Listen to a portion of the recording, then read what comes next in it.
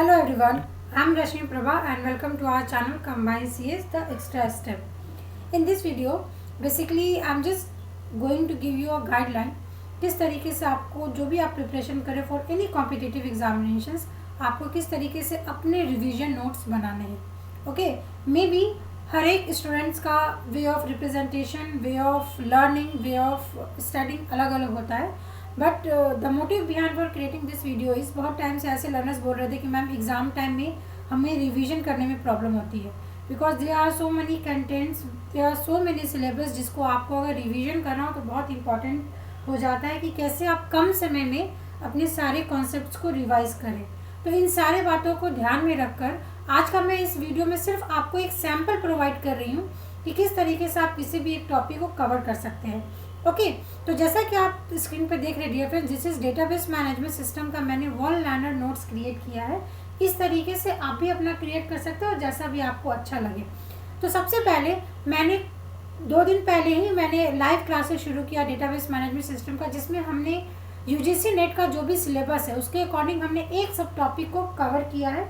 उसी का मैं यहाँ पे नोट्स प्रोवाइड कर रही हूँ सो दैट कि लर्नर्स को ये आइडिया मिले कि आप अगर मॉर्निंग में कोई सेशन अटेंड कर रहे हो, इन द इवनिंग आपको उसको रिवाइज करना और नेक्स्ट डे रिवाइज करना बहुत ही इंपॉर्टेंट होता है और उसी चीज़ को आपको एवरी वीक में रिपीट करना है. ठीक है, तो चलिए हम शुरू करते हैं. अब let us suppose database management system क्या है, तो हम यहाँ पे लिखेंगे कि डेटाबेस मैनेजमेंट सिस्टम और डीबीएमएस.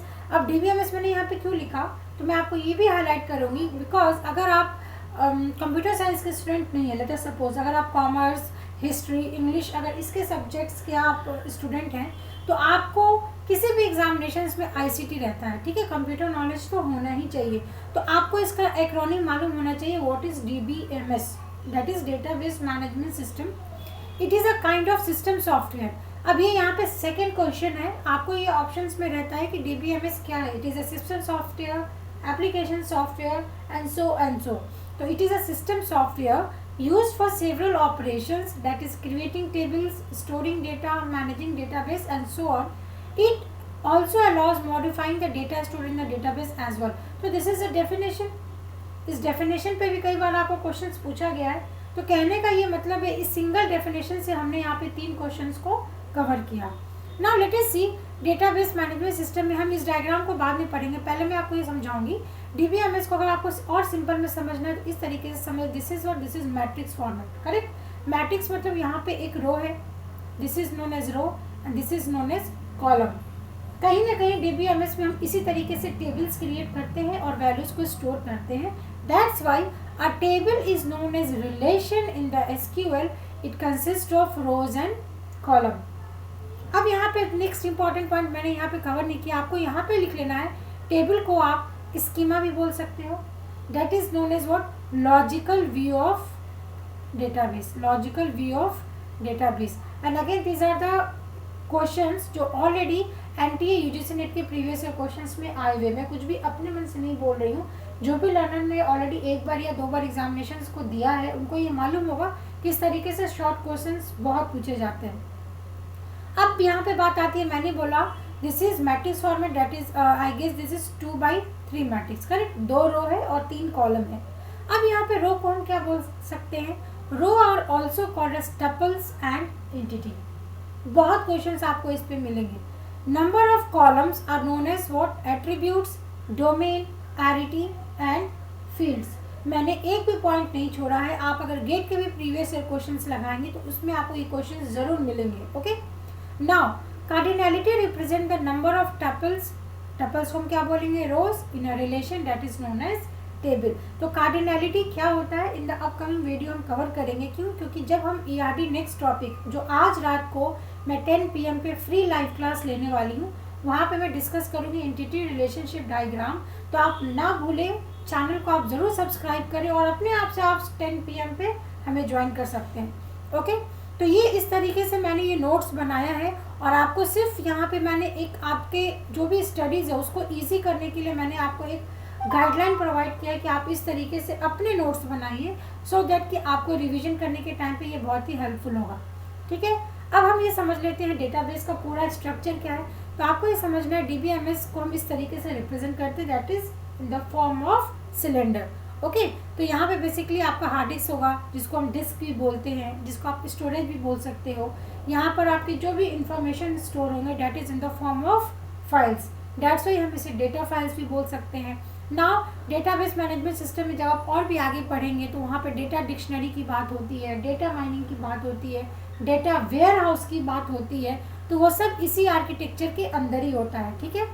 नाउ अब आप क्या करोगे, लेटर सपोज अगर कोई इन्फॉर्मेशन स्टोर है, अगर कोई एम्प्लॉय का इन्फॉर्मेशन यहाँ पे स्टोर है, तो यहाँ पे एक फाइल मैनेजर होगा जिसके थ्रू आपका जो डेटाबेस मैनेजर होगा वो उससे इंटरेक्ट करेगा। डेटाबेस मैनेजर को कौन यूज़ करेगा, एप्लीकेशन प्रोग्राम।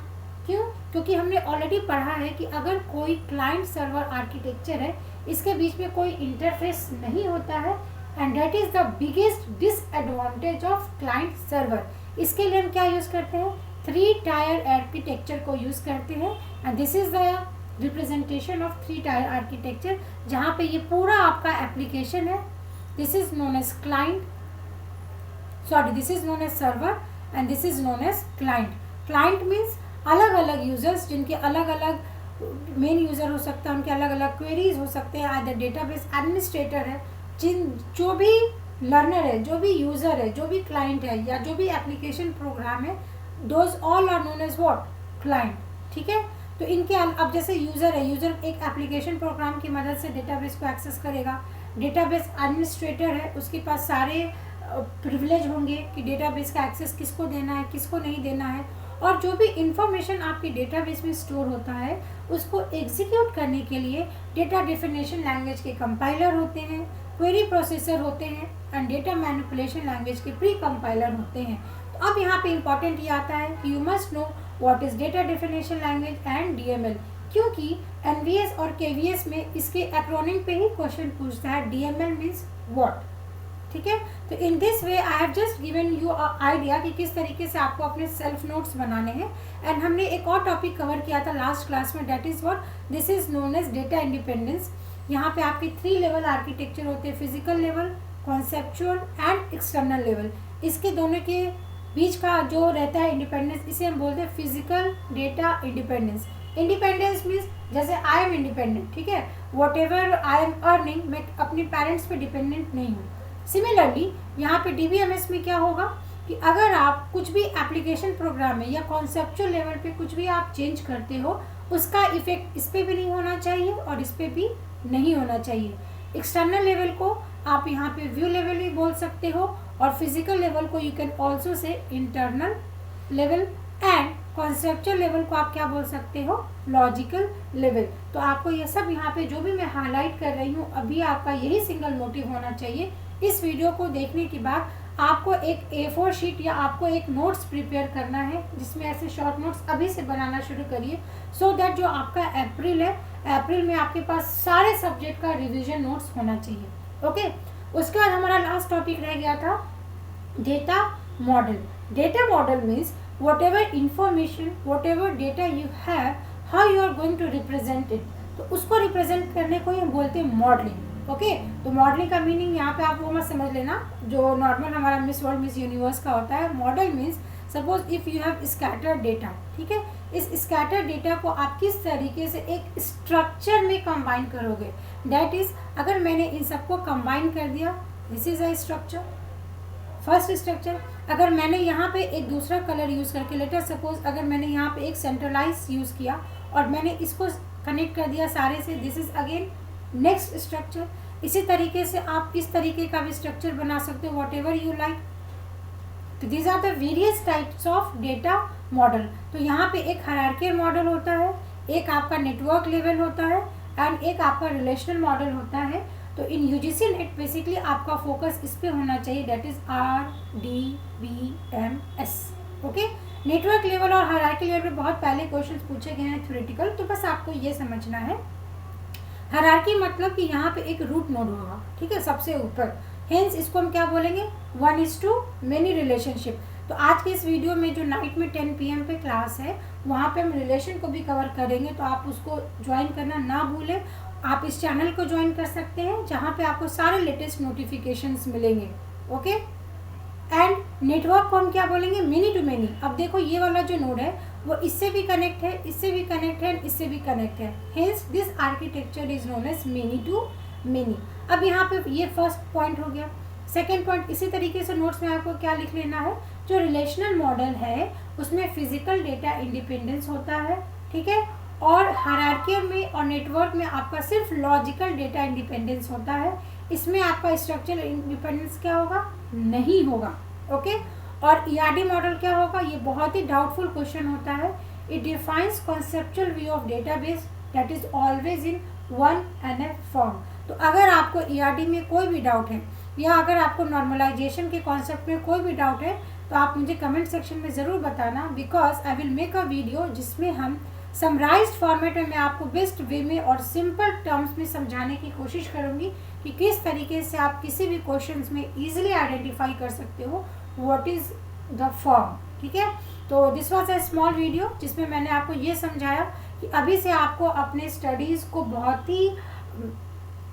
ही सीरियसली लेना है और सारे नोट्स को अच्छे से रिवाइज करिए और इस तरीके से अपने शॉर्ट रिवीजन पेज बनाना शुरू करिए। So if you like the video, I just want कि आप ज़्यादा से ज़्यादा हमारे चैनल को सब्सक्राइब करें और शेयर करना ना भूलें, because we are going to provide you all the important topics. Okay, UGC NET से पहले हम सारा वो इम्पॉर्टेंट टॉपिक जो अभी चैनल पे प्रेजेंट नहीं है हम उसको कवर कर लेंगे। So whatever if you are doubt, अगर आपका कोई भी सजेशन है तो आप कमेंट सेक्शन में ज़रूर लिखें। Thank you so much.